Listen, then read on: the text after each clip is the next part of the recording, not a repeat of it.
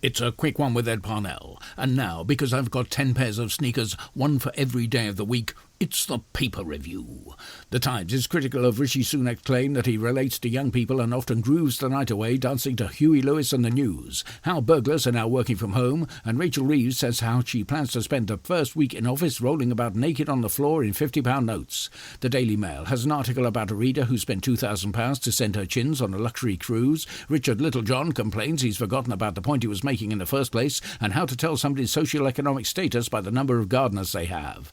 The Mirror says Labour will fund emergency manicurists, there's £2 off the price of a Rolls-Royce, and how, if England lose to Denmark tonight, nuclear war must follow. The Independent predicts Rishi Sunak may lose his seat to Plaid Cymru, how attacking a national heritage site can boost your profile on TikTok, and how the new Conservative slogan to get votes is "Vote Tory or the puppy gets it." The Star is following up on the enslavement of a young woman by 7 men of diminutive stature, and how she escaped their tiny clutches to freedom. And there's football. Will the 11 nice men kick the ball into that big thing at the end of the pitch, or will the other nice men kick it more? Find out in today's Star.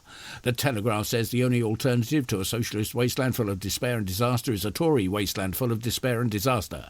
Therese Coffey writes on just how she manages to look so stylish with her busy schedule, and how entering your office with explosives strapped to your chest will get your boss to notice you.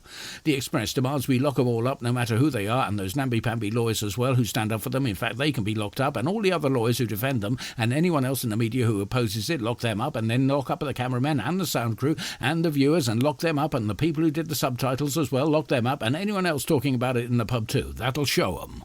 The Guardian details 20 ways to look vulnerable and alone. How Scotland hopes to maintain its grip on reality. Rachel Reeves' questions about delusions of grandeur inside the Labour Party after revelations that Starmer has a plan to tax fund a court jester. And we catch up on Putin and Kim Jong-un as they film their new sitcom in the Cotswolds.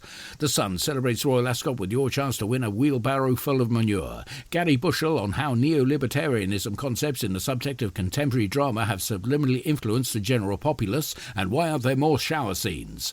The Eye says the Tories are confident they will trounce all expectations and actually have an MP on July the 5th. There's a rumour that Boris Johnson is thinking, how Farage is trusted more than Sunak, and how the pair of them are trusted less than an alligator left with a basket full of kittens, and how Herne Bay has been twinned with Steven Spielberg's Naval. There's also an article on how to look slim in minutes just by judicious use of a steamroller.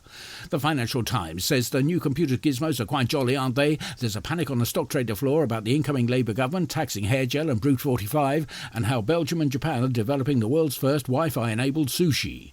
The Metro doesn't want to talk about it right now. It'll be fine, just fine. It needs some time, OK? So just give it some time. It'll be fine, OK? Look, it'll call you. Those are your papers. Ask not what your country can do for you. No, honestly, don't. You don't want to know.